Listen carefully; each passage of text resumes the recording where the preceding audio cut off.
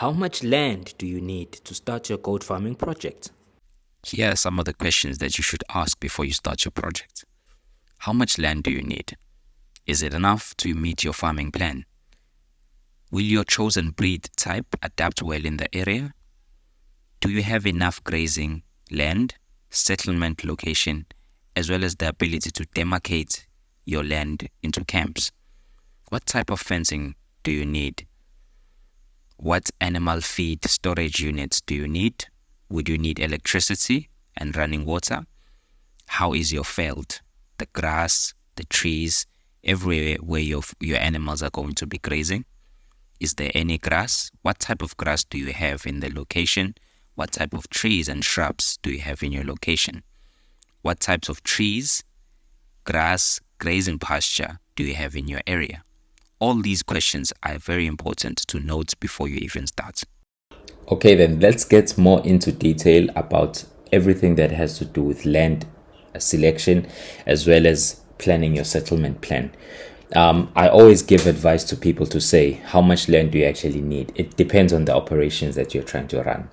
But in actual fact, you, as a minimum, I would advise you to look into having a hectare long piece of land, at which then half of it can be used for settlement. Settlement meaning you are building the infrastructure or the kraals, ibaya la khona, where you're going to be keeping your animals, and then also to demarcate in terms of being able to separate them in terms of age, also separate them in terms of being female or male, and also younger lambs, because this will help you to be able to formulate a very, very detailed farming plan, and also to know when certain animals need to be bred, and also when are you waiting for your final production or your final product. So as a farmer, we rely mostly on the environment and also the records that we are keeping, because we know certain things happen in a set period of time. For instance, goats actually gestate in 150 to about 158 days, which then means within this period you are waiting for them to be kept separated, but also you're also waiting for them to give you the product, which is your kids. So having the right amount of land will enable you to be able to effectively have this plan come to place, but also be able for you to be able to plan your breeding seasons accordingly. So now, if we are saying that goats get pregnant in a period of a half a year, that means then the rest of the animals are supposed to be either grown, fed, or also kept, in the sense that they are going to be in production after the ewes or the females give birth. So all of these things require fair enough amount of land to be able to get your production going. Now, okay, as you probably know, animals just do two things: they breed, they eat. Those are the two things that you are paying attention to. What you as a farmer are going to be doing in between this is taking care of them based on seasonal changes, but also based on any external parasites or internal parasites. So that means then within your space of land, you need to also be having spaces where you're going to be creating dipping tanks, foot dipping facilities, and also anything that is going to be enabling you to be able to store the food and also store medication. So within this space, you are literally creating a farm because of the demarcation that you're going to be using or doing in order to keep your animals as well as your production or your work separate. Have it in mind, you need a space to have your records kept. You need a space to have your medication kept. You need a space to have your feed kept. You need a space where animals are going to be bathed or are going to bath. You need a space whereby your animals need to graze. Now, goats are browsers, which means they travel.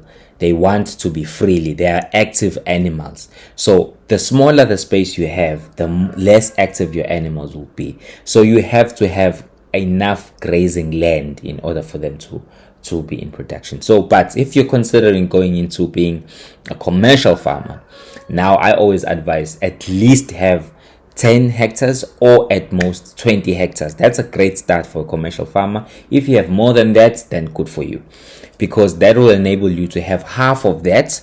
If it's 10 hectares, 5 hectares is for grazing land, where you're going to be using a rotational grazing plan, where your animals are going to graze in one point and then they move to another point. This other point is growing in terms of grass, kanjalo kanjalo kanjalo, so that at least your animals will enable you, they will be enabled to graze enough, but also have enough land with enough trees as well as shrubs, because goats do not only eat grass, they rely kakhulu in shrubs and trees.